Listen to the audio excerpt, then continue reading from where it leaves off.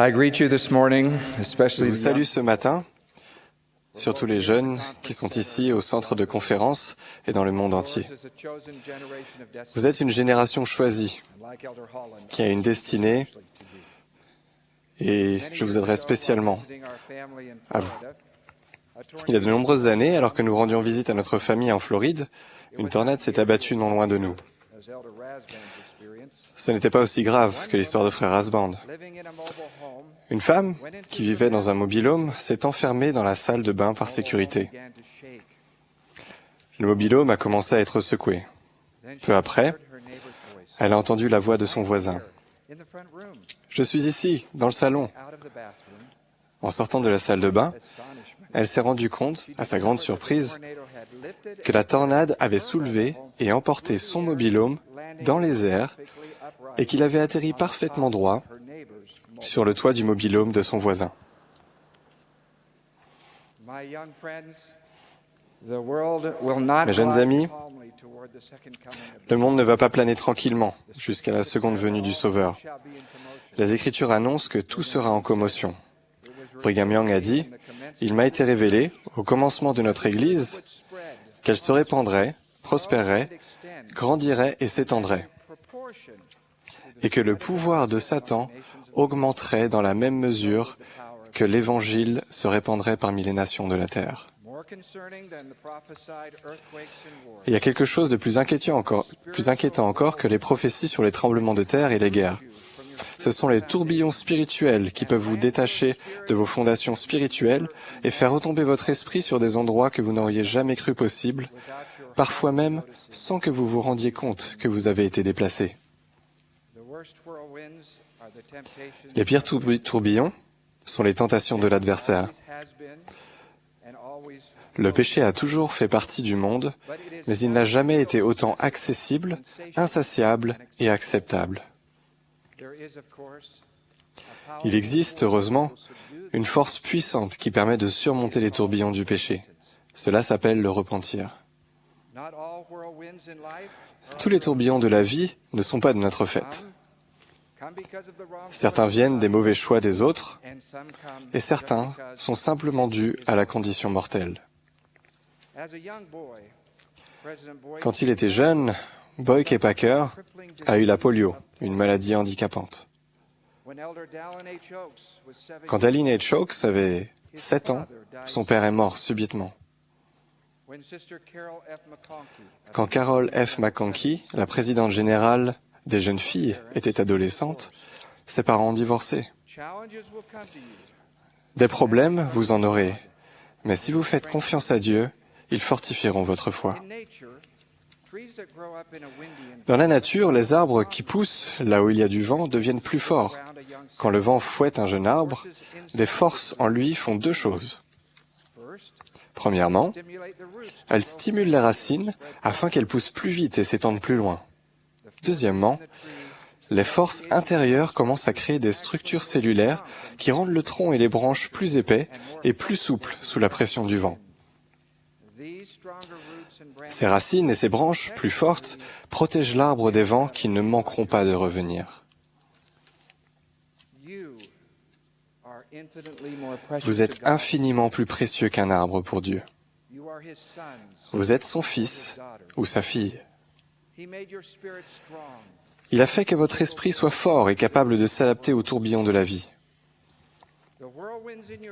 Tout comme le vent sur un jeune arbre, de même, les tourbillons de votre jeunesse peuvent faire grandir votre force spirituelle, vous préparant ainsi pour les années à venir.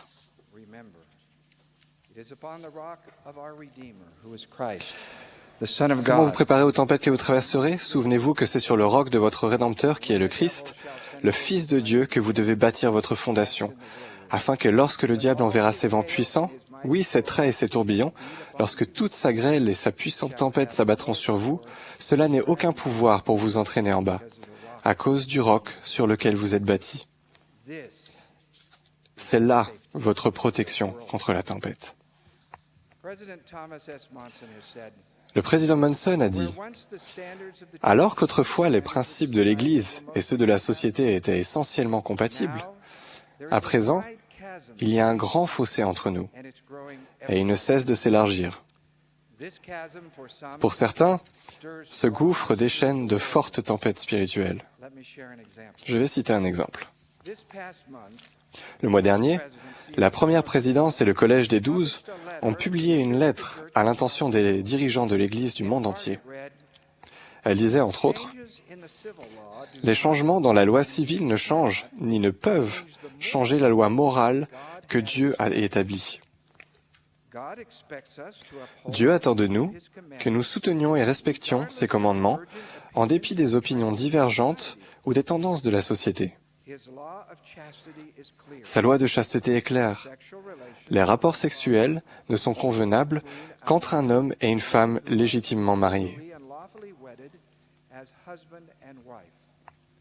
Nous vous exhortons à relire la doctrine contenue dans La famille, déclaration au monde. » Le monde s'écarte de la loi de chasteté du Seigneur. Nous ne le faisons pas.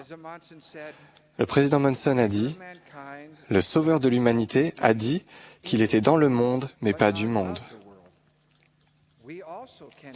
Nous aussi, nous pouvons être dans le monde, mais pas du monde, en rejetant les idées erronées et les enseignements faux, et en restant loyaux à ce que Dieu a commandé. De nombreux gouvernements et beaucoup de personnes bien intentionnées ont redéfini le mariage. Le Seigneur, lui, ne l'a pas fait. Au tout début, Dieu a instauré le mariage entre un homme et une femme, Adam et Ève. Il a déterminé que les objectifs du mariage devaient aller bien au-delà de la satisfaction et de l'épanouissement personnel des adultes et comprendre l'objectif plus important, de créer un cadre idéal pour faire naître et élever des enfants. La famille est l'organisation des cieux. Pourquoi continuons-nous de parler de cela? Comme l'a dit Paul, nous regardons non point aux choses visibles, mais à celles qui sont invisibles. En tant qu'apôtres du Seigneur Jésus-Christ, notre responsabilité est d'enseigner le plan de notre Créateur pour ses enfants et d'avertir des conséquences lorsque l'on ne tient pas compte de ses commandements. J'ai récemment discuté avec une lauréole des États-Unis. Je cite un extrait de son courriel. L'année passée, certains de mes amis sur Facebook ont commencé à afficher leur position sur le mariage. Beaucoup d'entre eux étaient favorables au mariage entre personnes du même sexe et plusieurs jeunes membres de l'Église ont indiqué des j'aime sur les messages. Je n'ai fait aucun commentaire. J'ai décidé d'exposer avec tact mes croyances en matière de mariage traditionnel. Sous la photo de mon profil, j'ai ajouté une légende qui disait « Je crois au mariage entre un homme et une femme ». Presque instantanément, j'ai commencé à recevoir des messages. « Tu es égoïste. Tu portes des jugements. » Quelqu'un m'a traité d'esclavagiste. Et j'ai reçu ce message d'un ami très proche, qui est aussi un membre fort de l'Église. Il faut que tu te mettes à la page. Les choses changent, et toi aussi, tu dois changer. Je n'ai pas riposté, mais je n'ai pas supprimé mon message, a-t-elle dit. Elle conclut ainsi. Parfois, comme l'a dit président Monson, vous devez être seul. J'espère qu'en tant que jeunes, nous nous efforcerons ensemble d'être fidèles à Dieu et aux enseignements de ses prophètes vivants.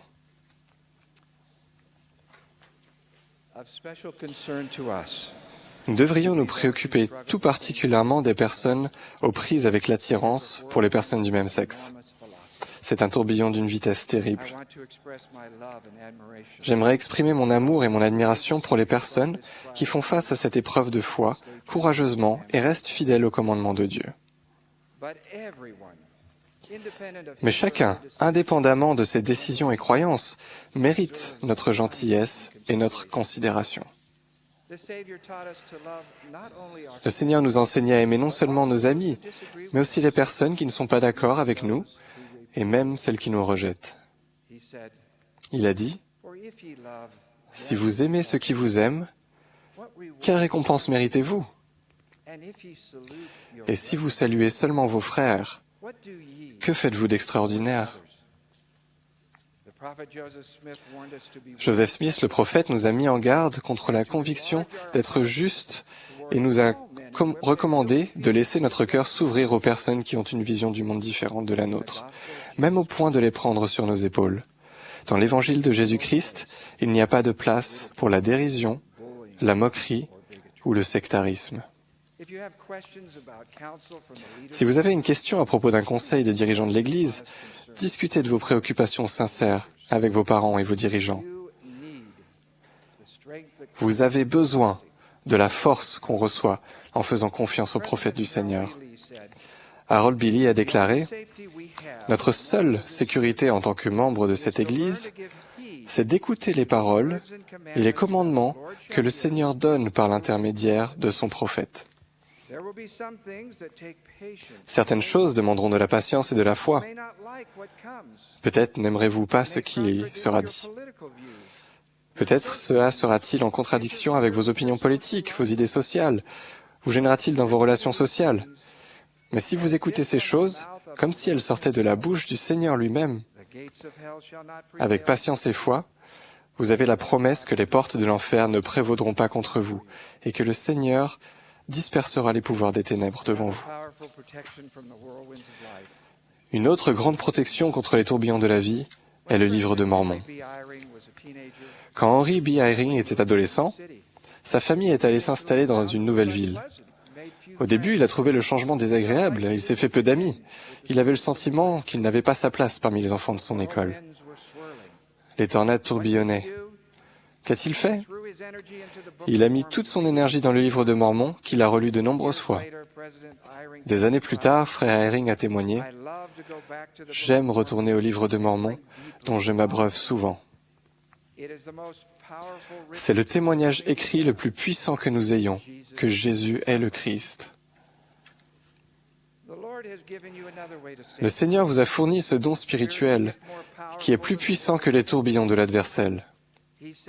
Il a dit, « Tenez-vous en des lieux saints et ne vous laissez pas ébranler. » Quand j'étais adolescent, il n'y avait que 13 temples dans l'Église. Il y en a 142 aujourd'hui. 85% des membres de l'Église vivent à moins de 300 km d'un temple. Le Seigneur a donné à votre génération un plus grand accès à ces saints temples qu'à n'importe quelle autre génération de l'histoire du monde. Ne vous êtes-vous jamais retrouvé dans le temple, habillé de blanc, attendant de faire des baptêmes? Qu'avez-vous ressenti?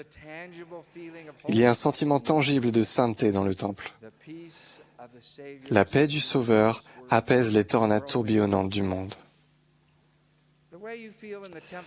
Ce que vous ressentez dans le temple est un modèle de ce que vous devez chercher à ressentir dans votre vie. Trouvez vos grands-parents, vos grands-pères, vos grands-mères et vos cousins éloignés qui vous ont précédés. Emportez leurs noms au temple. En découvrant vos ancêtres, vous verrez des exemples de vie, de mariage, d'enfants, des modèles de justice et occasionnellement des exemples que vous voudrez éviter. Plus tard, au temple, vous en apprendrez davantage sur la création du monde, sur les modèles de la vie d'Adam et Ève, et surtout sur notre Sauveur Jésus-Christ. Mes chers frères et sœurs, nous vous aimons et nous vous admirons. Nous prions pour vous. Ne laissez pas les tourbillons vous tirer vers le bas. Cette époque est la vôtre. Soyez des disciples forts du Seigneur Jésus-Christ. Bâtissez votre fondation plus fermement sur le roc de votre Rédempteur. Chérissez plus complètement sa vie et ses enseignements incomparables. Suivez plus diligemment son exemple et ses commandements. Acceptez plus profondément son amour, sa miséricorde, sa grâce et le don puissant de l'expiation. Je vous promets que si vous faites cela, vous verrez ces tourbillons pour ce qu'ils sont. Des épreuves, des tentations, des distractions ou des difficultés qui vous aideront à progresser. Je vous assure que si vous vivez en justice année après année, vos expériences vous confirmeront encore et encore que Jésus est le Christ.